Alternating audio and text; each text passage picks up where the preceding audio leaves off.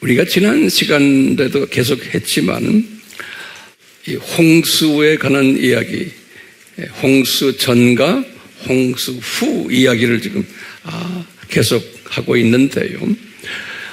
우리가 홍수가 있었을 때, 홍수 있기 전에 그 세 가지의 특징들이 있었다라는 걸 우리 공부했어요. 그거 다시 한번 좀 정리해 보세요. 왜냐하면 그 홍수 전, 물의 심판이지요. 홍수 전 사건은 분명히 예수님이 말씀하시기를 예수님의 재림 전, 다시 말하면 불의 심판 전과 그 양상이 똑같을 것을 예수님이 우리에게 보여주셨어요. 예표로. 그러니까 우리 예수님은 항상 예표로 보여주세요. 그렇기 때문에 우리 지혜 있는 사람들은 그 예표를 잘 들여다봐야 돼요. 그 예표가 그대로 예수님의 재림 전에 그대로 나타나기 때문에 그래요. 패턴이. 그 예표가 어땠어요? 우리 세 가지 말했죠. 혼합 사상이 강해질 거다.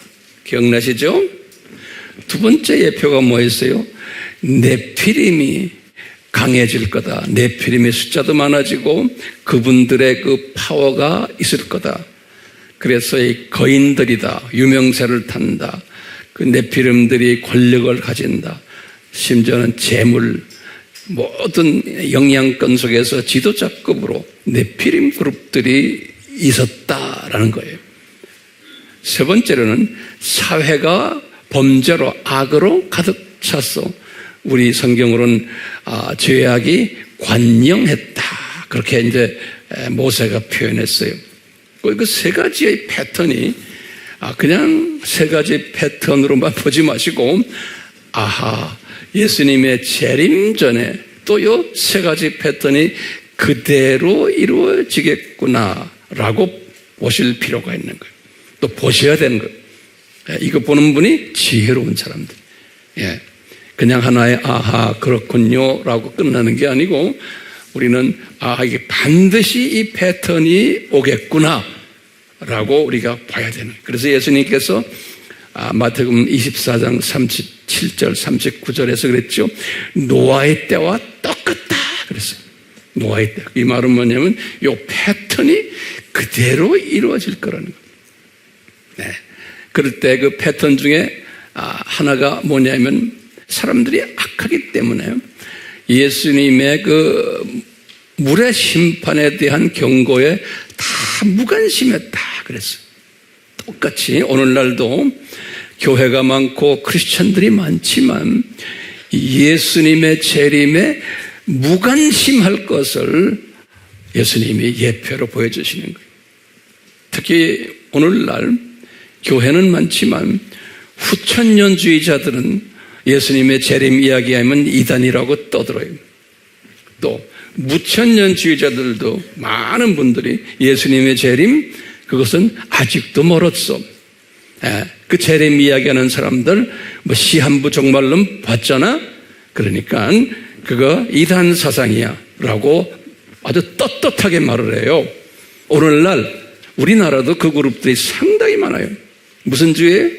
후천년주의와 무천년주의 사람들이. 우리나라 장로교가 절반이 무천년주의예요. 그렇기 때문에 이런 메시지가 이제 나가면은 할렐루야 아멘 하는 사람도 있지만 또 딴소리 하는 사람들도 많아요. 왜 그럴까요? 종말론이 다르기 때문에 그래요. 그래서 우리가 종말론 공부를 철저하게 해야 돼요.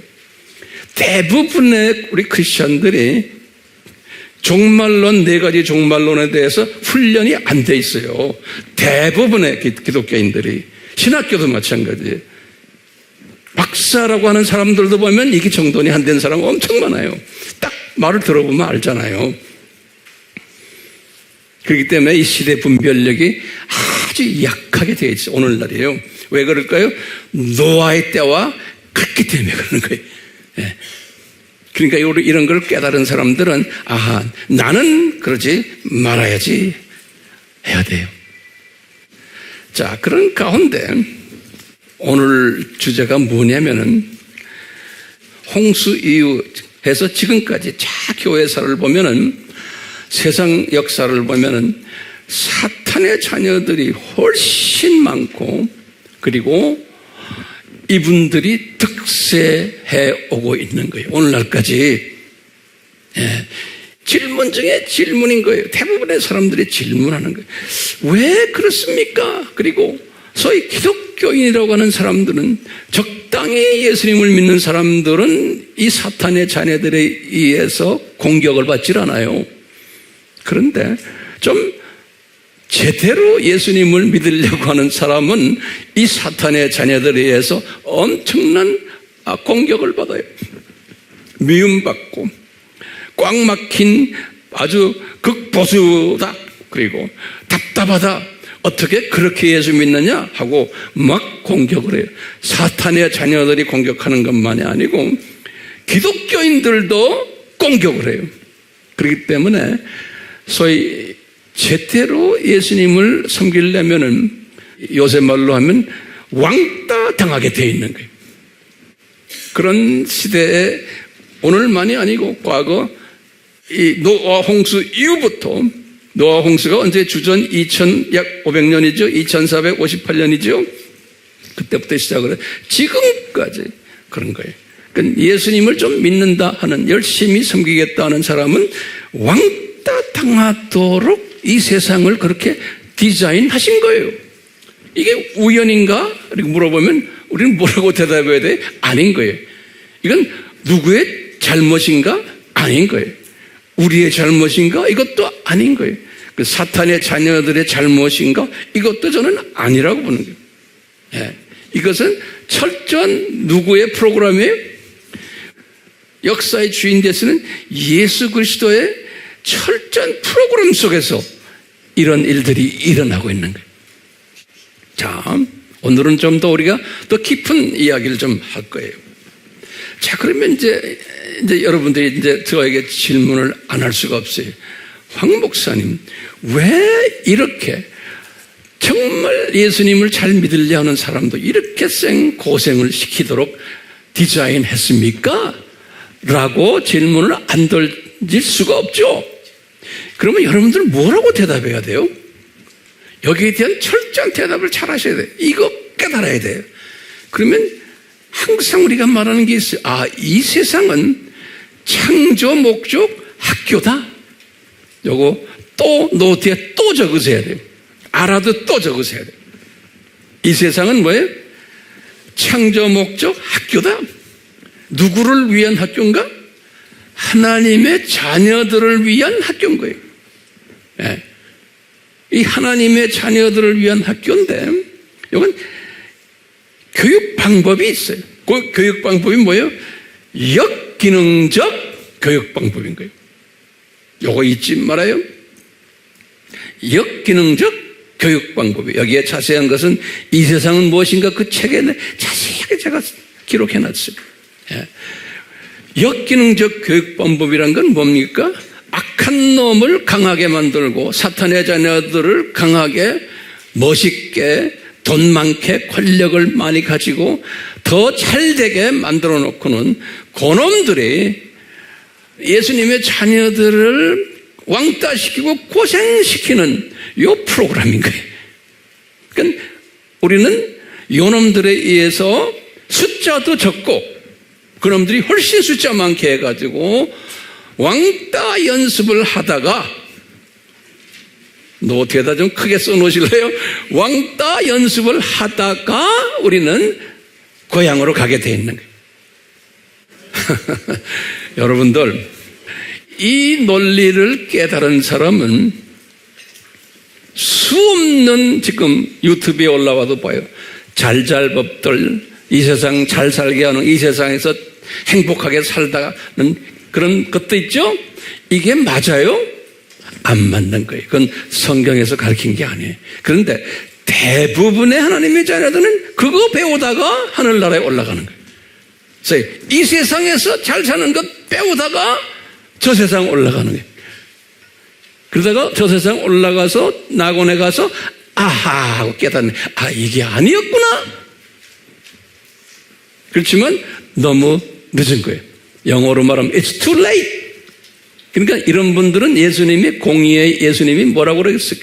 너는 그런 것만 따라다니다가 여기 올라왔구나. 내 창조 목적 훈련 제대로 안 받고, 그러니까 너는 저쪽 동네는 계층사회죠. 그러니까 공의 하나님이시기 때문에 딱 보고는 생명책에 적혀 있는 모든 행위들을 보고는 너는 그냥 평민으로 살아라, 여기서 영원히. 그런데 저쪽 동네 쳐다봐라. 그렇지 않은 사람들 있지. 저 양반들 왜 저렇게 높은 위치에 있는지 아느냐? 그러면 저 사람들은 너희들과 달리 살다가 왔단다 라고 이제 저 동네 올라가면 다 깨닫는 거예요. 그러니까 이제 이분들도 올라가면 아하 그렇구나 라고 하지만 영어로 뭐라 It's too late. 그러니까 이것이 too late인데 이게 이분들의 잘못이 아닌가. 내가 볼 때는 이것도 다 디자인된 것 같아요. 예. 저는 그렇게 생각해요. 그러니까 이게 참 알다가도 모르겠어요. 저도 알다가도 모르겠어요. 네. 그리고 여러분들도 자꾸 사람들이 물어보면 뭐라고 대답해야 돼? 알다가도 모르겠어요, 저도요. 예. 그렇게밖에 대답할 길이 없는 거예요. 그런데 알아요. 우리는 아는 사람들. 그걸 아시라고 제가 오늘도 이 단에 서서 지금 하나하나 이 이슈들을 좀 정리해 드리려고 그래요. 이 정리하는 것 제가 깨달은 것들이에요. 이 나이에 제가 깨달은 것을 하나하나 지금 순서적으로 여러분들에게 지금 나누는 것뿐이에요. 그러면 제가 깨달은 것을 제가 나눌 때 여기 앉아있는 분들은 젊은 분들도 계시고 이제 또 나이 차이가 있잖아요. 영성이 다 다르잖아요. 각자가 받는 분량이 다르다고 저는 봐요. 똑같지 않다고요. 그러니까 이제 우리가 셀에서 이야기할 때 보면 금방 나타나요. 셀에서 서로 이야기하다 보면 알죠? 아, 이 사람이 오늘 목사님의 메시지를 어느 수준으로 들었구나 하는 거. 셀에서 이야기하다 보면 알잖아요. 저는 그걸 체크하러 이제 이렇게 다녀요. 보면은 허튼 소리 하는 사람도 있어요. 그냥 군밤을 한마 지어주고 싶지만 군밤 줬다 안 돼. 큰일 나요. 왜? 그릇이 그 그릇밖에 안 되기 때문에 그냥 놔둬야 돼요. 자, 오늘 봅시다. 그런 의미에서요, 이 네피림, 도대체 이 네피림이 뭔가? 지금 이 노아의 홍수 전에 있었던 네피림. 저는 이 네피림을 예수님의 재림 전에, 불의 심판 전에 있을 두 짐승 그룹으로 지금 재해석을 하려고 그래요. 그 당시에 네피림이 이런 그룹들이었어요. 파워가 있었고, 돈이 있었고, 명예가 있었고, 여러 가지 세상 것 다 가졌던 그 그룹들이. 근데 주님께서는 이 네피림을 오늘날 두 짐승 그룹으로 주님이 다 이렇게 디자인하신 거예요. 거기에 대한 말씀은 오늘 계속해서 좀 하려고 그래요. 다음엔 더 자세히 언제 때가 되면 하겠지만 한꺼번에 다 하면 소화를 못해요. 그래서 제가 내 고민이 이거예요. 이걸 어떻게 내가 쉽게 차근차근히 설명할까? 제가 앉으면 눈 감고 주님과 대화하는 게 그거예요. 주님, 어떻게 해야지, 어떤 말을 어떻게 접근을 해야지 우리 사람들이 알아들을 수 있을까요? 이게 내 기도 제목 중에 아주 중요한 기도 제목이에요. 자, 봅시다. 이런 생각을 하시면서 우리가 다시 한번요, 이 노아의 세 자녀를 이렇게 들여다보세요. 우리 지난 시간에 한 거 있죠? 노트에 그 도표 제가 칠판에다 그렸죠? 기억나시죠? 그 족보들, 그 족보를 항상 생각하세요. 그 족보를 오늘 이렇게 우리가 칠판에 그린 것처럼 생각하고 제가 설명을 해드리려고 그래요. 우선요, 이 셈의 족보를 딱 보시면 머릿속에 그려 놓으세요. 셈의 족보를 딱 보시면 셈의 아들이 몇 명입니까? 여러분들 노트를 빨리 뒤집으세요. 지난 시간에 한 것들을 잠깐 보세요. 셈의 아들들이 보면요, 셈의 아들이 5명이에요. 셈은 저희 셈, 함, 야벳 중에서 예수님이 나오는 라인이에요. 그러니까 특별한 라인이죠. 근데 셈인데 이 셈의 아들 중에서 첫째 아들이 엘람이 엘람. 이 엘람은 오늘날로 표현하면 뭐냐면 페르시아예요. 이란. 그 이란을 엘람이라고. 그 다음에 두 번째 아들이 아수르예요. 아수르 알죠? 이스라엘이 아수르 사람들에게 혼이 났죠? 네? 722년에. 기억나시죠? 이 아수르 사람들은 그 믹스업돼서 이락, 시리아, 요 합해진 나라가 요 아수르 나라예요. 주로 이락 쪽이에요. 그게 두 번째 아들이고 세 번째 아들이 아르박삭이었어요. 우리 알죠? 요 아르박삭을 통해서 이제 누가 나와요? 아브라함이 나오는 거 우리 알죠? 요 지금 5 아들인데 요 세 번째 아들을 통해서 이제 아브라함이 나오고 그러면서 예수님까지 연결이 된 거예요. 요 아르박삭이에요. 그 다음에 네 번째는 룻이라는 아들인데 여기에 대한 자세한 정보가 저는 못 찾겠어요. 근데 5번째 아들이 아람이에요. 요 아람이라는 이름은 요 시리아를 말할 때 쓰는 시리아. 예, 아람. 그러니까요, 요 팀도 이렇게 보면요, 요 셈이 괜찮은 아들인데 그 안에서 제대로 하나님의 관심 있는 아들은 5 아들 중에서 누구예요? 아르박삭 하나예요. 아르박삭 하나예요. 그러니까 5 중에 하나면은 몇 프로예요? 20%예요. 그렇죠? 잘 보세요. 20% 하나가 특별히 은혜 받은 사람이에요. 하나가. 예수님의 입장에서 보면요. 그러면 함을 한번 딱 보세요. 함을 딱 보시면 함은 아들이 창세기 10장 6절에 보면 4명이 첫째가 도표를 보세요. 구스는 에티오피아예요. 두 번째는 미스라임은 뭐예요? 애굽이에요.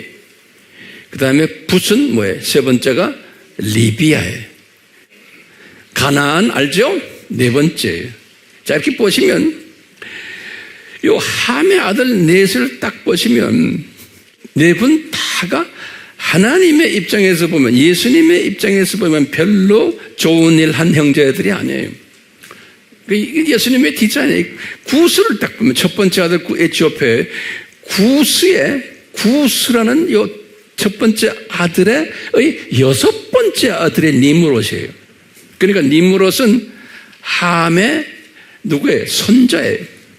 요 니므롯을 통해서 바벨론 종교가 나오고 전 세계 종교가 모든 이슬람이니 불교니 모든 종교들이 요 니므롯에 의해서 다 나온 거예요. 이렇게 예수님이 디자인하신 거예요. 우연이 아니에요, 절대로. 예수님의 디자인 속에서. 그러니까 함의 첫째 아들 구스라는 요 양반이 아들 6을 낳는데 6번째 아들 니므롯이 이렇다는 거예요. 두 번째 미스라임을 딱 보세요.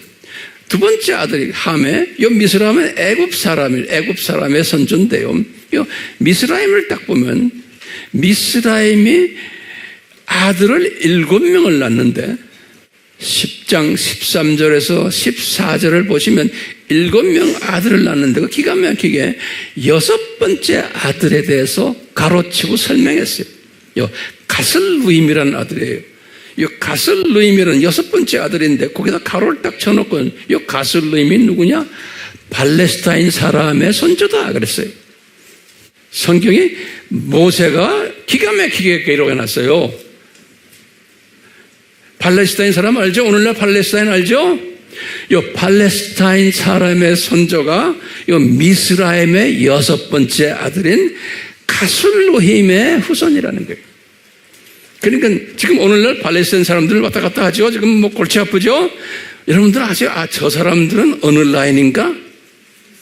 저 사람들은 미스라임의 라인이구나, 함의 라인이구나. 그럼 어디에 나옵니까? 성경이 그러면 창세기 10장 13절에서 14절입니다. 딱 아셔야 돼. 예? 그러니까 이 미스라임 애굽 사람들 아니에요. 미스라임을 또 어떻게 사용하셨어요? 아브라함이 그랬죠. 아브라함이 예언한 게 창세기 15장 13절에서 16절이죠. 뭐냐? 너희 후손이, 예수님이 아브라함한테 말했죠. 아브라함과의 계약이죠. 언젠가는 어느 나라에 가서 400년 동안 노예 생활하다가 이 땅으로 다시 오리라. 그때 그 어느 나라라는 그 나라가 애굽이었던 거예요. 우리 알죠? 그러니까 이 미스라임인 거예요. 그러니까 예수님께서는 그 하나님의 자녀들을 창조 목적 훈련시키기 위해서 구수를 사용해서 니무롯을 가지고 사용하셨고, 두 번째는 뭐예요? 미스라임을 낳게 해서 그 미스라임의 손자 블레셋을 사용하시고, 또 그 밑에 나중에 애굽 나라가 이스라엘을 400년 노예시키는 이런 모든 일들을 누구 후손을 통해서요? 함의 후손들을 통해서 하신 거예요. 함의 후손들. 리비아는 별로 성경에는 자세하게 안 나와요. 그렇지만 가나안이라는 이 양반들은 알죠? 가나안 이스라엘 사람들과 얼마나 싸움했어요?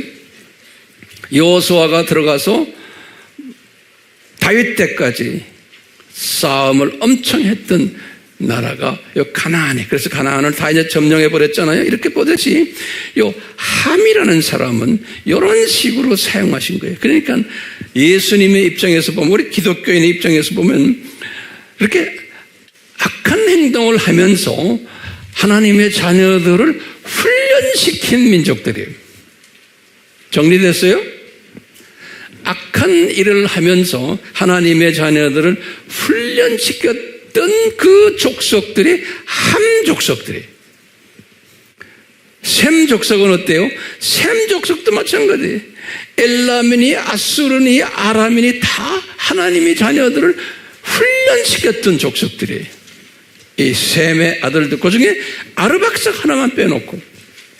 예. 그러니까 셈의 자녀들 중에 딱 하나, 아르박삭만 하나님의 자녀들을 돕는 이야기 했지. 나머지들은 다 하나님의 자녀들을 어렵게 훈련시키는 이 창조 목적 학교이기 때문에 그런 거예요. 예. 왜 그러냐 하면 이 세상이 그렇다는 거예요. 그래서 그것을 다 이 교수급들에, 이 교사들, 교수급들을 다 이렇게 임명한 거예요. 예수님의 입장에서는. 자, 그러면 야벳을 또 들여다봐요. 이제 여러분들이 그래, 황 목사님, 야벳 후손은 그래도 괜찮잖아요. 내가 볼 때는 괜찮긴. 이것도 형편없는 이 후손들이에요. 그 형편없다는 걸 제가 설명해 주려고 그래요. 보세요.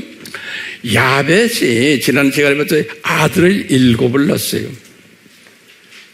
그 중에 이제 러시아와 같이 해서 이제 뭐 할 때요? 이제 앞으로 이제 아마겟돈 전쟁할 때 쓰임받는 그 후손들이 쫙 다 이 그룹들이 고멜, 그 다음에 마곡, 두 번째 아들이 첫 번째, 두 번째, 그 다음에 두발, 다섯 번째, 여섯 번째 메색,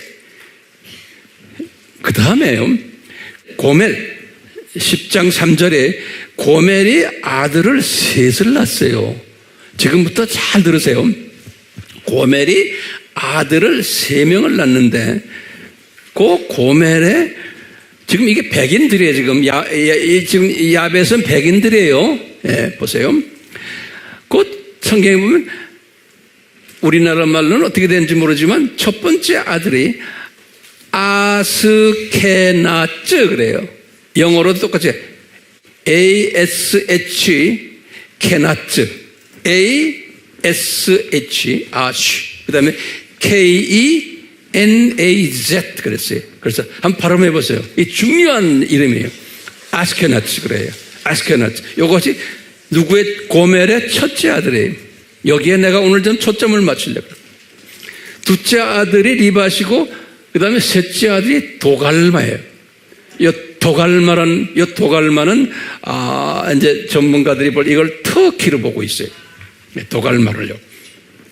자, 이렇게 보면 야벳의 첫째 아들이에요. 첫째 아들 고멜이 아들 며칠 낳았어요? 창세기 10장 3절에 아스케나츠. 한번 발음해보자. 아스케나츠 그래. 이 굉장히 유명한 이름이기 때문에 그래. 내가 설명할 거야 이제. 요 아스케나츠가 첫째 아들 리밧, 그 다음에 뭐에 도갈마에. 자, 도갈마는 뭐라고 그랬어요? 터키라고 보시면 돼요. 아스케나츠가 뭐냐? 여기에 대한 초점을 제가 좀 맞추려고 그래요. 요 아스케나츠가요. 요 아스케나츠의 후손들이 이제 뭐가 됐냐면 오늘날 두 짐승 그룹의 주 인물이 된 거예요. 두 짐승 그룹의 주 인물들이 아스케나츠의 후손들인 거예요. 그러면 어떻게 하느냐?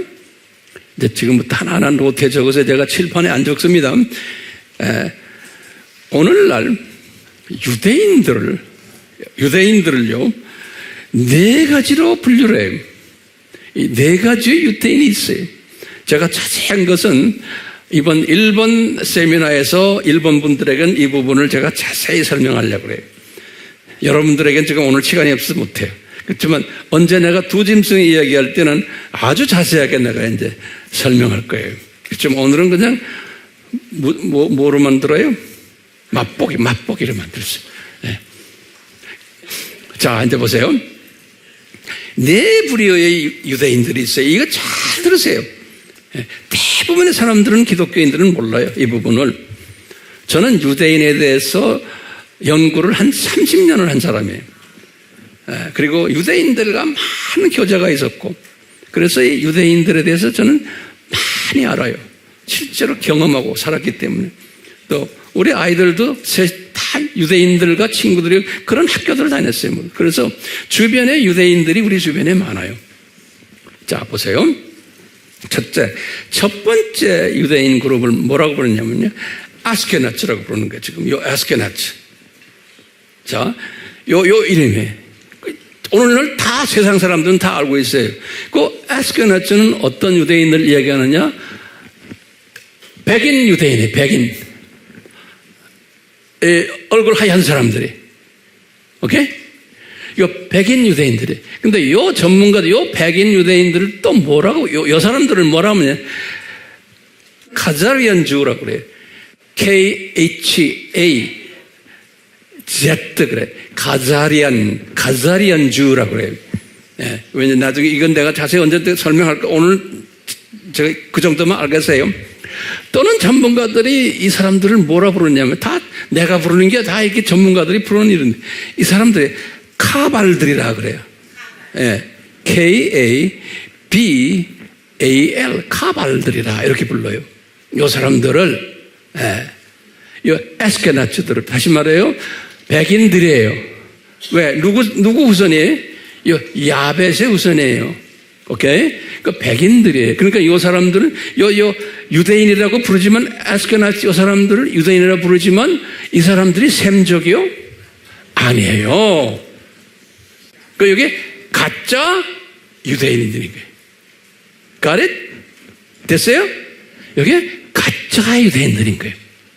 근데 이 세력이 엄청나게 큰 거예요. 그러니까 요 세력들이 소위 말하면 오늘날 두 짐승 그룹을 만든 팀들인 거예요. 거기에 주체 세력들인 거예요. 요 가짜 유대인들이. 됐어요?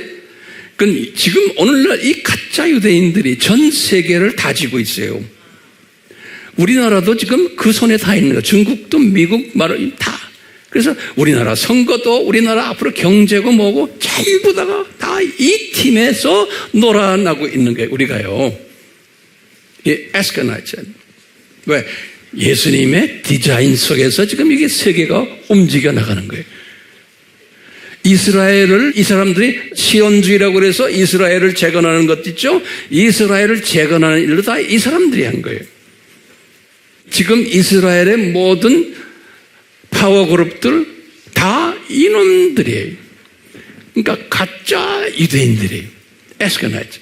근데 세상 사람들은 이 에스케나이츠들은 이게 진짜 유대인으로 보고 있는 아닌 거예요. 성경적으로 보면 아닌 거예요. 이 가짜들인 거예요. 요 그룹들이 뭐예요? 두 짐승 그룹의 주체 세력들인 거예요. 전 세계가 지금 부정선거를 지금 하고 있어요. 전 세계가요. 우리나라만이 아니에요. 부정선거라는 이야기를 우리나라의 매체들도 못하잖아요. 했다간 그냥 날아가요. 이 세력들에 의해서. 이 국제 카르텔 그룹들이. 미국도 못하잖아요. 미국의 언론사가 한 40개가 되는데요. 그 40개 중에 거의 40개 다가 이 부정선거 이야기를 못해요. 했다간 날아가 버려요. 이분들이 권력과 돈과 전 세계를 다 쥐고 있기 때문에 그런 거예요. 그러니까 이걸 가지고 왜 이래 세상이 왜 이래 아무리 떠들어야 소용없어요.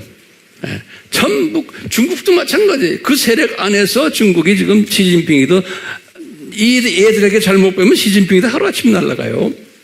얘들한테 잘못 보이면. 그러니까 얘들이 누구란 걸 언젠가는 내가 자세하게 이제 이야기할 거예요. 지금 들려주세요 하면 안 돼. 때가 아니에요. 자, 첫 번째 유대인 그룹이 뭐라고 그랬어요? 에스케나짐이라고 그래요. 에스케나짐 하면 I am 하면 뭐예요? 복수죠? 그래서 에스케나짐 그러는 거예요. 그렇게 불러요, 사람들이. 요 사람들이 할아버지가 누구예요? 지금 보니까 고멜의 첫째 아들인 거예요. 야벳의 손자인 거예요. 그러니까 야벳의 제일 큰 손자인 거예요. 고멜이 큰 아들이죠, 야벳의. 거기에 큰 아들이 아스케나즈인 거예요. 자, 보세요. 두 번째 유대인 그룹이 있어요. 이걸 뭐라고 부르냐면 세파림 또는 세파라딤 이렇게도 부르기도 해요. 여러 가지 이름이 있어요. 세파라딤 그래요. 세파, 그냥 한국말로 영어로는 SEPHARDIM 그래요. 세파라딤 그래요. 아주 유명한 말들이 다 서양 사람들은 다 알아요. 세파라딤 그래요. 이 세파라딤은 누군가? 이건 진짜 유대인 그룹이에요. 그러니까 셈라인이니까 셈라인. 셈라인 되는데 이 사람들은 722년 때 주전 722년 때 주전 586 때 이미 다 디아스포라들이 돼서 이 중동 지역에 다 퍼졌던 사람들이. 그 다음에 주후 70년 때 또 다 퍼져서 흩어져서 살았던 진짜 소위 유대인들, 디아스포라들이에요. 근데 이 사람들이 어디에 많이 있었냐면 주후 70년 이후에 스페인 쪽에 많이가 살았어요. 스페인 쪽에도. 그래서 그 스페니시 주라고 부르는데요. 이름을 스페인이라는 이름이 세파라드라고 부르거든요. 그래서 스페니시 주를 그냥 대표를 해서 세파라딤 그런 거예요.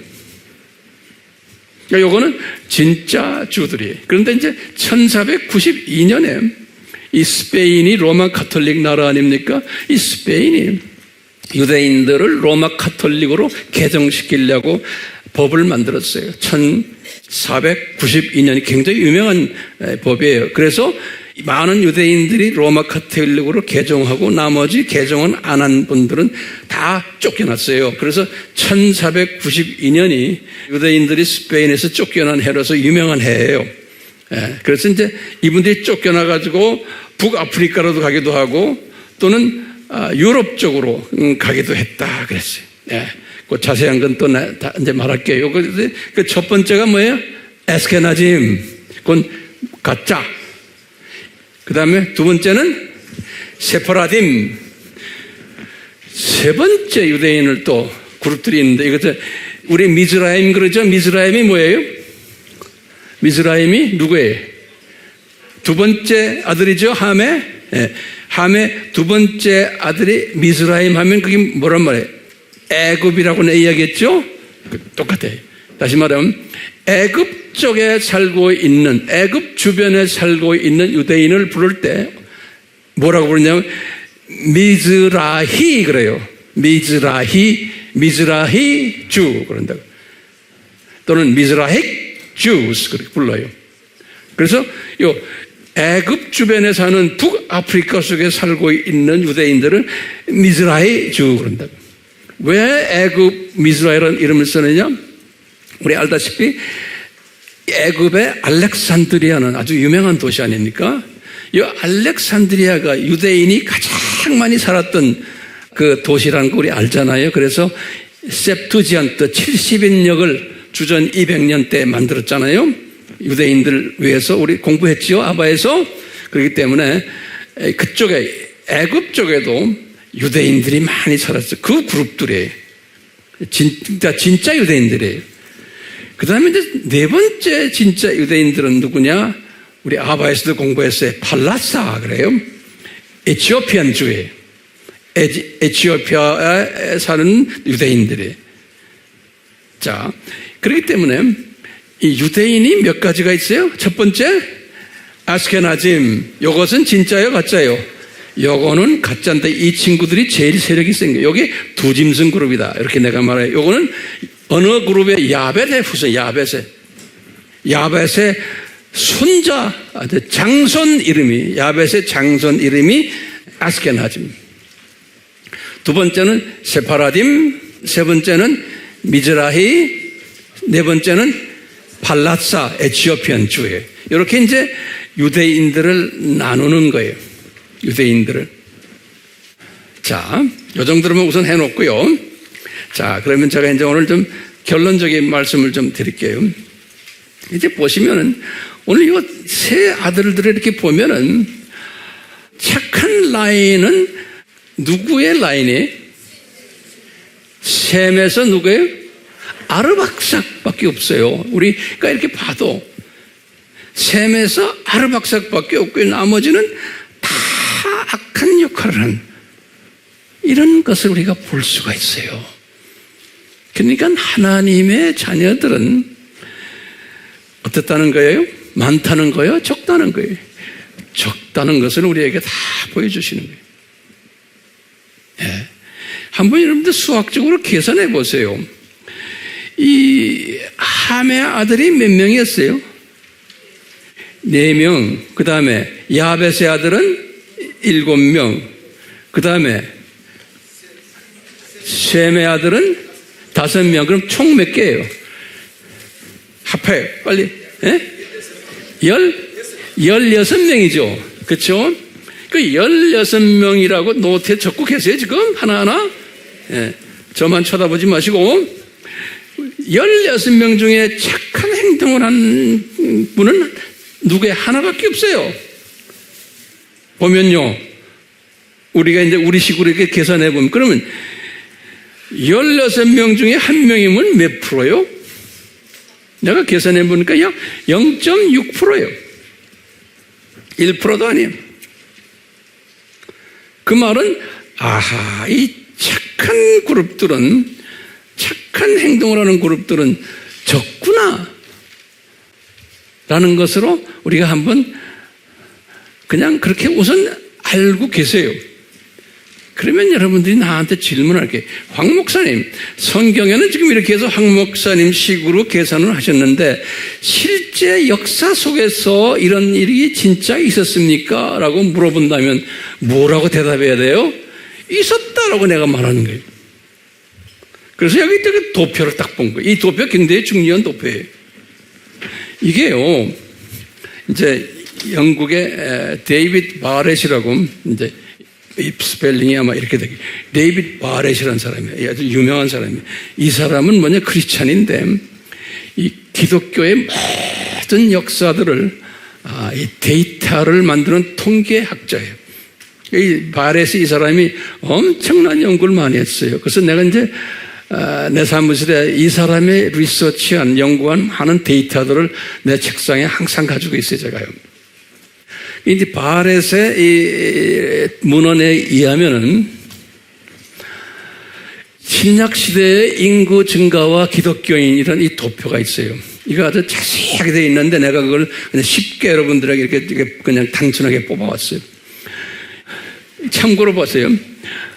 예수님 당시에는 이 바렛에 의하면 정확하게 이분은 1억 7천이라고 봤는데 저는 한 1억 정도로 쉽게 우리가 보는 거예요. 1억 정도다. 이거 다 기억하고 메모리 하세요.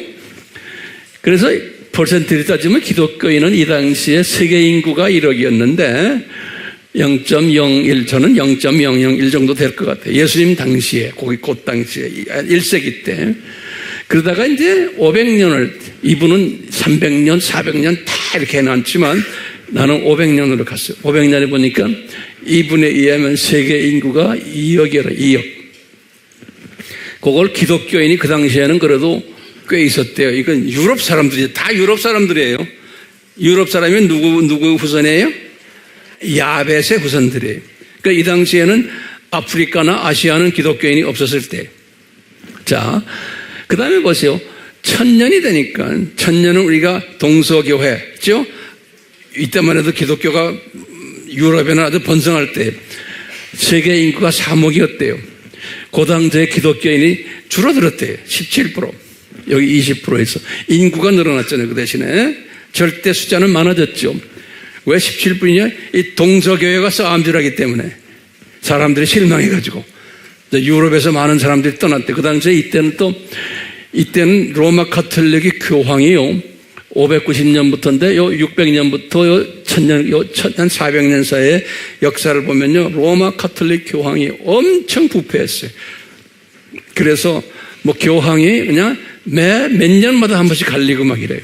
서로 잡아먹고 떨고 때리고 죽이고 살리고. 이 로마 카톨릭 스토리 보면 그 책만 해도 요 한 300년 동안에 저희 카톨릭 교황이죠. 교황의 부패상에 관한 책이 있어요.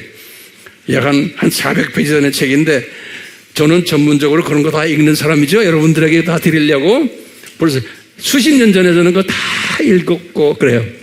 거기 보면은 그래요. 아주 부패했어요, 이때.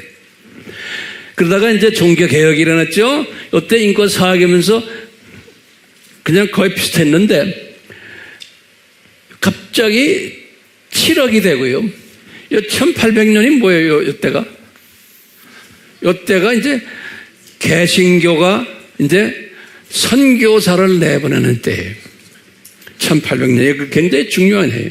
그러니까 다시 말하면 내가 칼럼에도 지난번에 썼어요. 뭐냐? 1800년이 소위 함족과 셈족이 복음을 받기 시작하는 때. 이때까지는 그럼 무슨 족이 복음을 받았어요? 야벳, 주로 야벳이, 주로.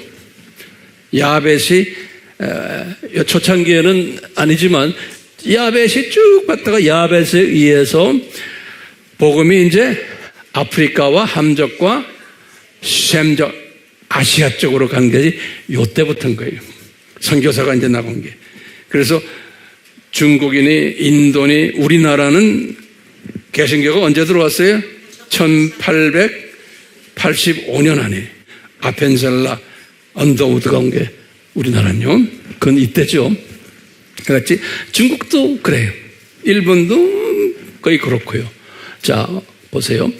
근데 보시면은 이제 우리 예수님께서 이런 계획 속에서 이제는 아시아 사람들과 아프리카 사람들이 예수님의 예정된 자녀들이 많이 복음을 받아야 되잖아요.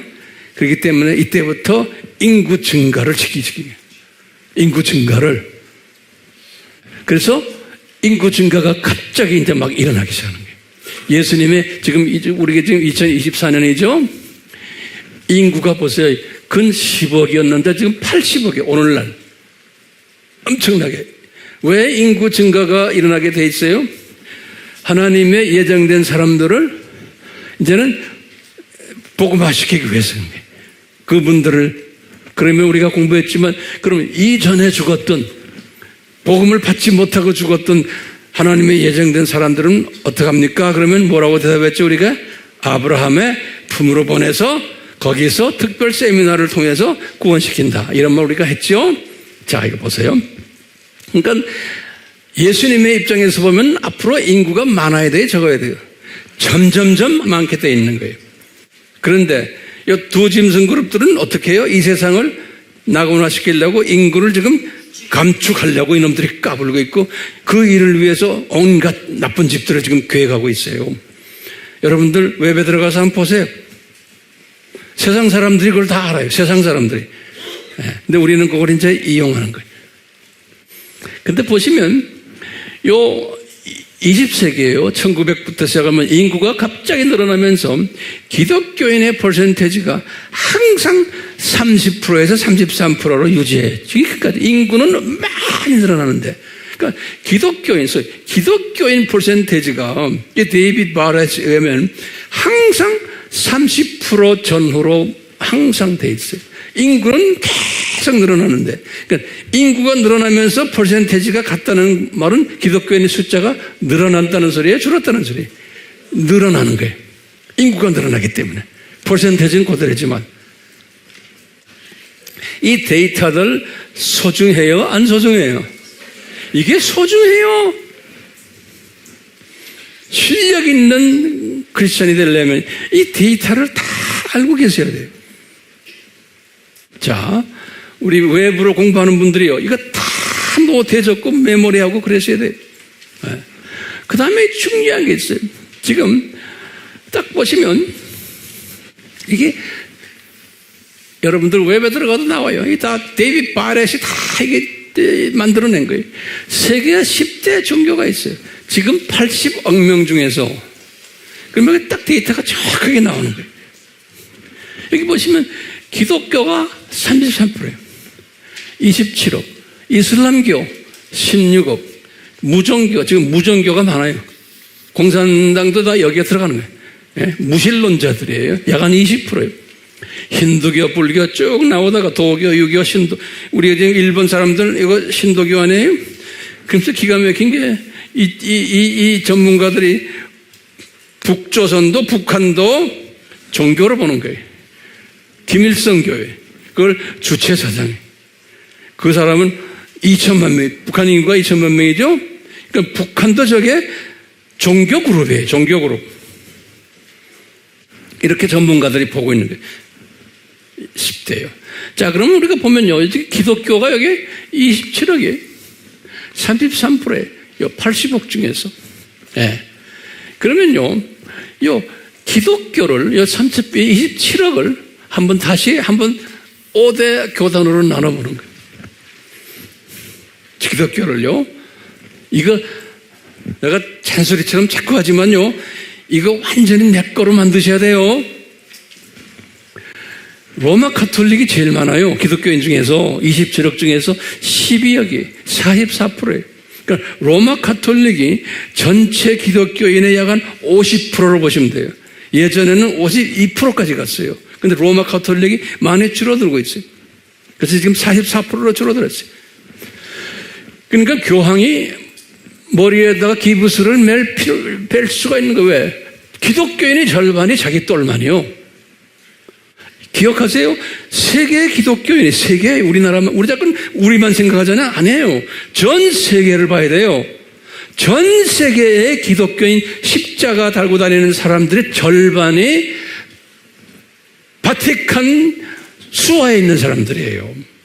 그러니까 얼마나 센 분인지 몰라요. 바티칸 수하에 있어요. 개신교는 요 27억 중에서 7억이란 소리예요. 저기 여기 27억이죠? 여기 27억? 기독교인 27억을 또 나눈 거예요. 됐어요? 기독교 27억 중에서 12억이 가톨릭이고 7억이 개신교고 쭉 나오다 동방전교회, 동양전교회, 성공회 이렇게 나가요. 동방전교회는 동방의 이스턴 오토닥 처치라고 그래요. 다시 말하면 그리스 정교회, 러시아 정교회 이런 것들을 동방정교회라고 그래요. 여긴 동양은 오리엔탈 오토닥 처치라고 그래요. 이거는 오리지널들이에요. 애굽 koptic 정교회, 시리아 정교회, 에티오피아 정교회 이런 옛날 아주 옛날 정교회들을 동양 정교회라고 그래요. 그 다음에 성공회. 요 5개예요. 자, 그럼 우리는 어디에 속해 있어요? 우리는요 개신교 아니에요? 27억 중에 7억이에요. 그러니까 우리 개신교는 7억밖에 안 돼요. 전 세계 인구가 얼마예요? 80억 중에 10%면 8억이 10%예요. 그렇죠? 그러니까 약 한 10% 정도가 개신교예요. 전 세계 인구에. 자, 그러면요, 요 개신교 지금 보는 개신교, 요 7억 중에 개신교가 큰 교단 7개로 나눴어요. 제 데이터가 아니게 바렛이 다만 보면 오순절 교단이 제일 많아요. 전 세계에서. 우리 여의도 팀들 있죠. 우리나라에 그 팀들이 전 세계에 제일 많아요. 예. 우리나라가 장로교 사람들 장로교 그러죠. 그렇지만 알고 보면 장로교는 여기 소수 그룹이에요. 개신교 중에서 6%밖에 안 돼요.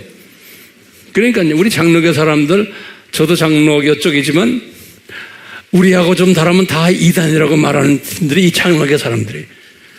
그러면 얼마나 교만한지 몰라요. 그러니까 이 큰 그림을 보질 못하는 거예요. 예. 제일 많은 교단이 어디? 오순절 교단이에요. 아프리카니 중남미니 가면 대부분의 크리스찬들이 열심히 하는 크리스찬들이 다 오순절이에요. 아시아도 마찬가지예요. 우리 선교지 나가면 오순절 그룹이 제일 뜨겁고 열심히 해요. 또 우리 AMI 티칭을 기다리는 분들이 대부분이 이 오순절 그룹들이에요. 근데 알다시피 이 오순절은요, 언제 만들어졌냐면 1900년도이거든요. 1900년. 그러니까 지금부터 한 100년 전에 만든 교단이에요. 정확하게 보면 미국의 오순절은 어셈블리즈 오브 갓이라고 하는데 1914년에 만들어졌어요. 그러니까 아주 최근 교단이 오순절 교단이에요.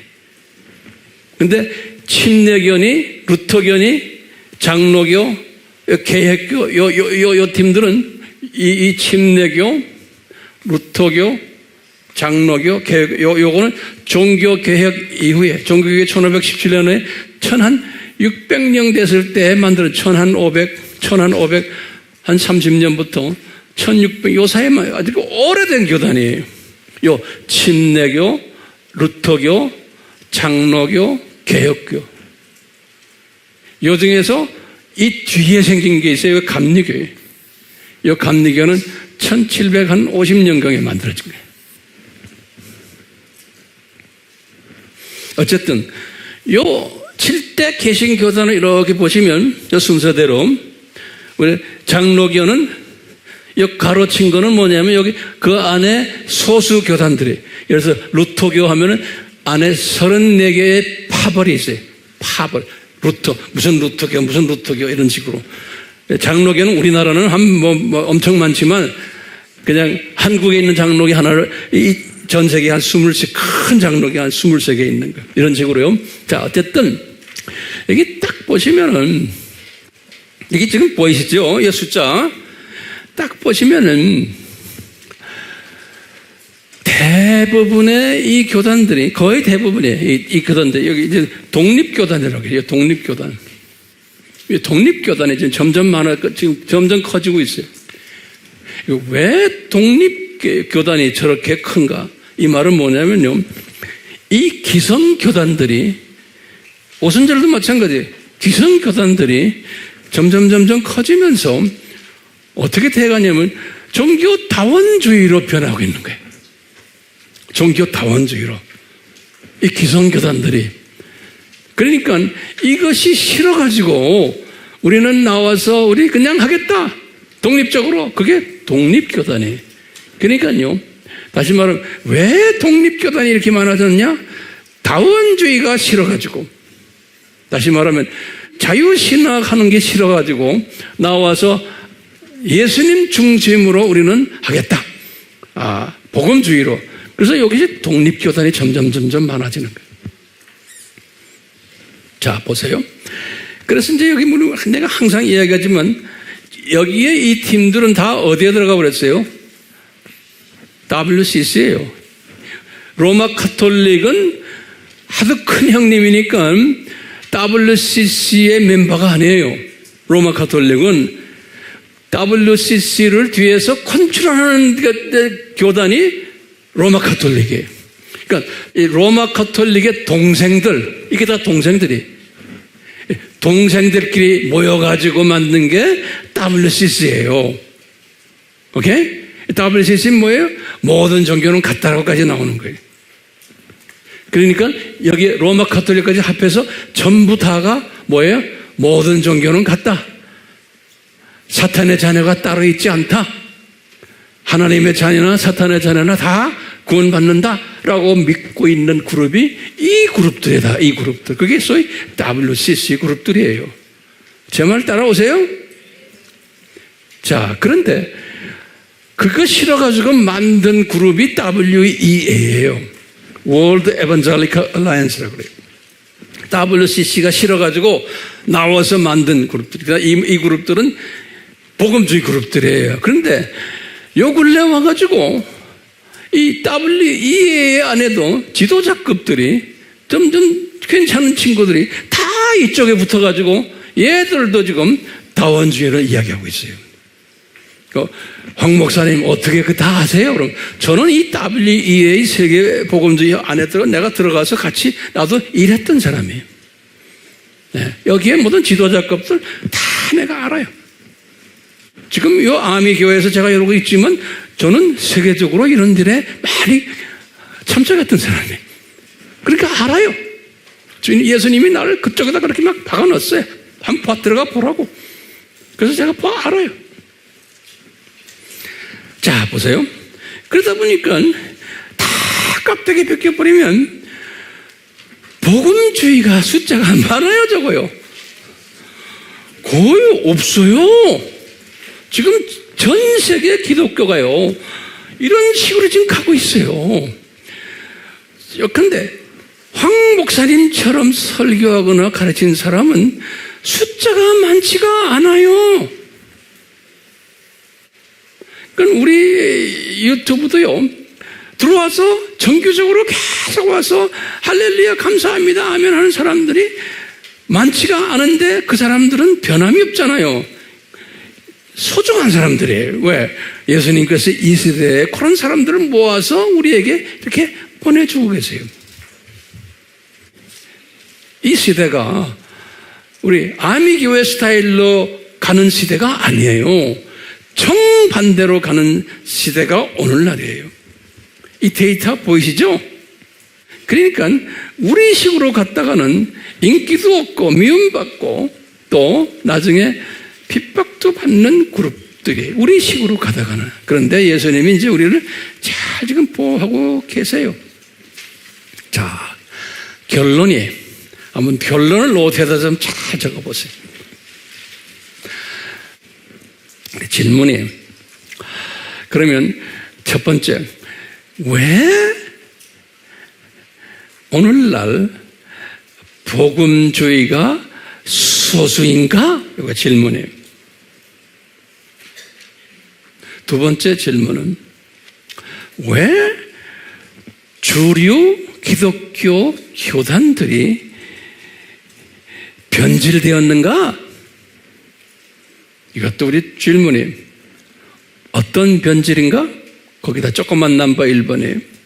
신학이 변질되고, 두 번째로 신학교가 변질되고, 세 번째로 성직자들이 변질되고, 네 번째로 인본주의로 변질되고, 다섯 번째로 이성주의로 변질되고 있는 거예요.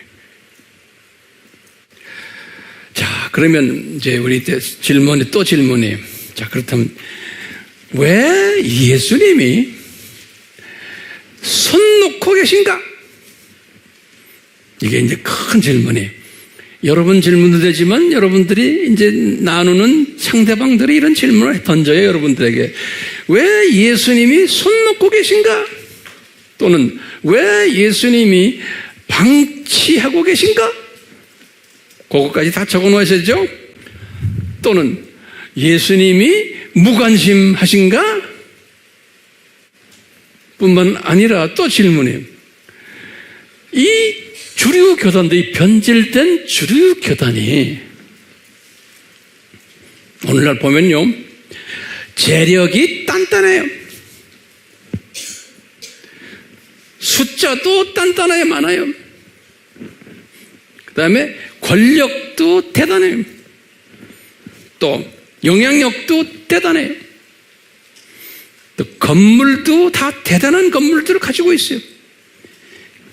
그러니까 이 사람들은 기독교를 대표하면서 땅땅거리면서 기독교를 대표하는 사람들이에요. 땅땅거리면서. 그러니까 일반 사람들이 볼 때는 다 이 사람들이 진짜 기독교인으로 알고 있는 거예요. 일반 사람들, 하나님의 자녀들도 마찬가지고 세상 사람들도 마찬가지예요. 그러면 큰 질문이, 왜 이렇게 됐습니까?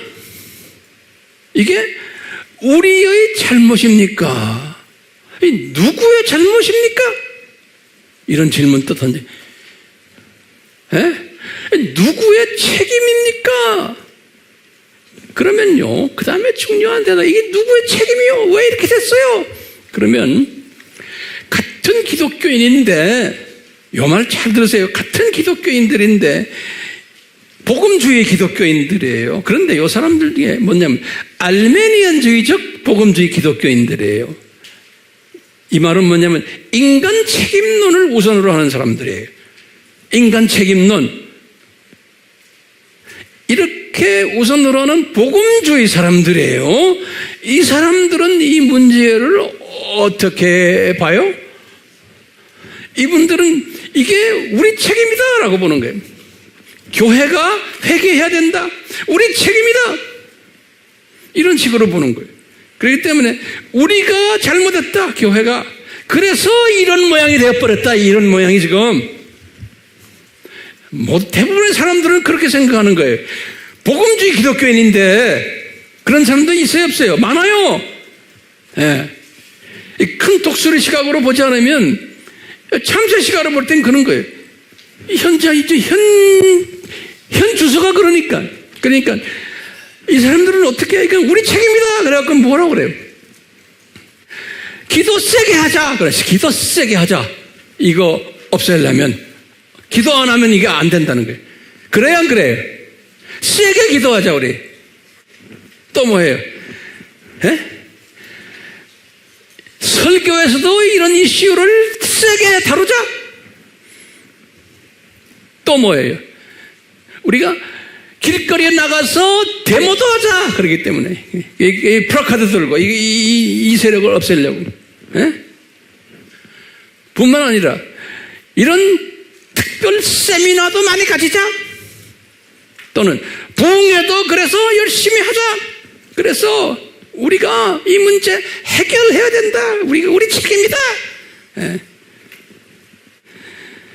지금 세상이 좌경화되고 있고 다원주의화되고 있고 인본주의화되고 있고 LGBT가 난리를 지기고 있고 공산화되고 있고 이런데 우리가 책임져야지. 어떡하나.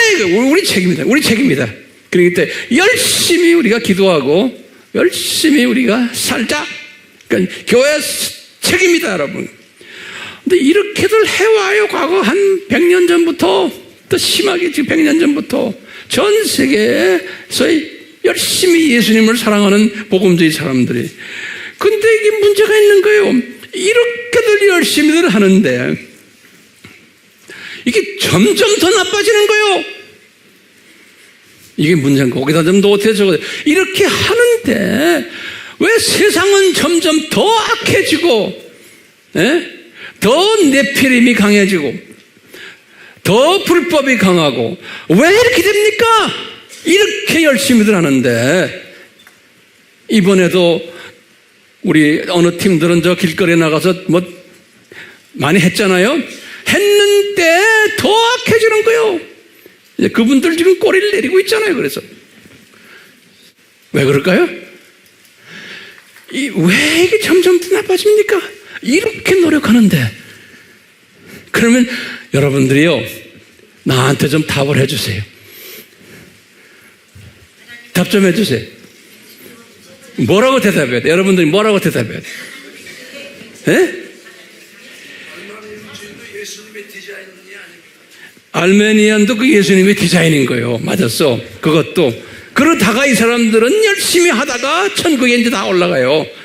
올라가서 딱 보니까 아하, 이게 아니었구나라고 깨닫는 거예요. 올라가서 깨닫는 분들이에요.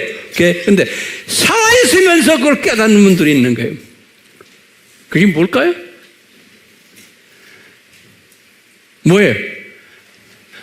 제가 그럼 여러분들에게 답은 간단해요. 예수님이 감남산 설교에서 세상은 점점 더 나빠진다고 말했잖아, 이거예요. 내가 다시 말해요. 예수님이 말하셨잖아. 내 재림 전에는 세상이 더 나빠질 거라고. 그게 성경에서 우리에게 가르쳐주는 대답인 거예요. 그러니까 이걸 다른 말로 표현하면 산고가 점점 더 심해질 거라고. 그 다음에 또 그래요. 예수님이 요한에게 말했잖아. 두 짐승 세력이 까불 거라고. 이놈들이 세상을 지배할 거라고. 요한계시록 13장 1절에서 18절이에요. 감람산 설교는 마태복음 24장 25장이에요. 예수님이 말해줬잖아. 제가 반말로 해요, 지금 여러분들에게. 예수님이 말해줬잖아. 그런데 문제는 거예요. 예수님이 그렇게 말해줬는데도 예수님이 그런 거예요. 노아의 때와 똑같아, 그러는 거예요. 이 말은 뭐예요? 기독교인들이, 복음주의 기독교인들이 이렇게 말해줬는데도 들은 채만 채 할 거다라는 것까지 다 말한 거예요. 다 보여주셨는데, 감람산 설교에서도 보여주시고 두 짐승에 대한 이야기도 보여주셨는데도 사람들이 귀를 막고는 듣지를 않는다는 것까지도 예수님이 말씀하셨어. 그러니까요, 우리 뒤집어서 보면 세상에 귀를 열고 듣는 사람들은 또 누구요? 소수지만 그러면 예수님이 그랬어요. 듣고서 여기에 대해서 준비하는 사람들 보고 예수님이 뭐라고 그런지 아세요? 이런 사람들 보고 지혜자다 그랬어요. 내 말이 아니에요. 지혜자다, 슬기로운 사람들이다 그랬어요. 그런데 이런 사람들이 있을 거라는 거예요. 요 슬기로운 사람들을 예수님이 뭐라고 불렀어요? 신부감들이다 그랬어요. 신부감들이. 이 신부감들은 이 예수님의 말씀에 귀를 기울이면서 예수님의 우리 말씀에서 귀만 기울이는 게 아니고 어떻게 살아라까지 가르쳐 준 거예요. 구체적으로. 요런 때 요걸 따라하는 사람들인 거예요. 어떻게 살아라 그랬어요? 제가 수천 번 이야기했죠. 잘 견뎌라, 깨어나라, 준비하라, 외쳐라, 여기까지 다 가르쳐줬잖아요. 그러니까 이런 시대에 기독교인들이야, 너희들 서로 말싸움하지 말고 서로 뭐 이런 거 가지고 논리적으로 서로 싸움하지 말고 잘 견뎌라 그랬어요. 다시 말하면 견뎌라는 말은 지금 이 세력들과 이 두 짐승 세력들과 싸움질하지 말아라라는 소리예요. 그래요, 안 그래요? 견디라는 것은 싸움질하지 말고 대항하지 말고 잘 견뎌라. 근데 그냥 견디기만 있는 게 아니죠. 이 견디는 사람들은 뭐예요? 깨어있게 되어 이게 또 이것을 준비하고 또 외치는 거예요. 그러려면 이 깨어있고 준비하고 외치려면 뭐가 필요해요? 작은 책을 잡수셔야 되는 거예요. 작은 책을. 이 작은 책을 잡수셔야만 된다는 거예요. 그래서 우리 AMI가 이 작은 책을 이번에도 우리 일본 분들에게 먹이려고 이렇게 우리가 지금 준비하고 있는 거예요. 그래서 이분들에게도 이 모든 데이터를 이번에 이거 좀 제가 설명할 거예요. 일본식으로. 네. 이번에는 주제가 인간론과 두 짐승론 그랬죠. 그래서 인간론을 가지고서 이 두 짐승론까지 쭉 자세하게 설명해 드리려고 해요. 이분들에게. 자, 그렇기 때문에 여러분들 기도 제목이 있죠. 우선 내가 지금 오늘 메시지 왜 악한 친구들이 더 많고 더 득세하느냐라고 질문을 던지면은 내가 이제 스스로가 여기에 대해서 소화를 해야 돼. 이게 이래서 이렇구나. 그러니까 우리가 이 질문을 이 일본 형제 자매들에게 던져서 이분들이 이것을 소화하고 이분들이 마지막 때의 추수꾼, 신부감들로 결단하는 일에 참여하도록 도전시키는 일이 이번 우리 일본 세미나예요. 오케이? 이 일을 위해서 저는 단에 서서 외치고 여러분들은 여러 부분에서 이분들이 이걸 잘 듣도록 편하게 뒤에서 여러분들이 할 일들이 많잖아요. 내가 혼자 가지고는 안 되는 거예요. 그래서 우리가 지금 종합 작품으로 이제 다음 주는 이 일들을 하게 될 거예요. 그래서 우리 성령님이요 이루시옵소서. 도와주시고 이루시옵소서. 주님의 뜻을 이루시옵소서.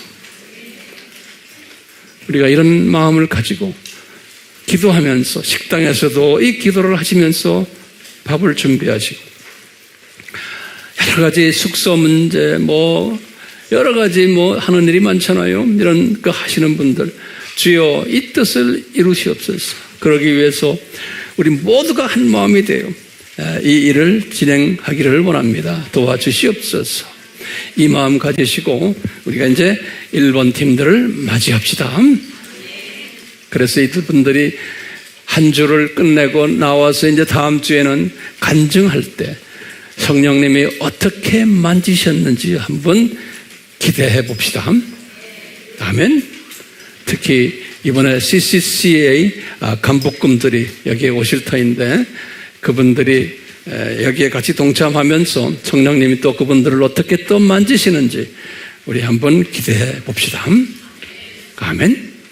예수님 이루시고 홀로 영광 받아 주시옵소서. 예수님의 이름으로 기도드리옵나이다. 아멘.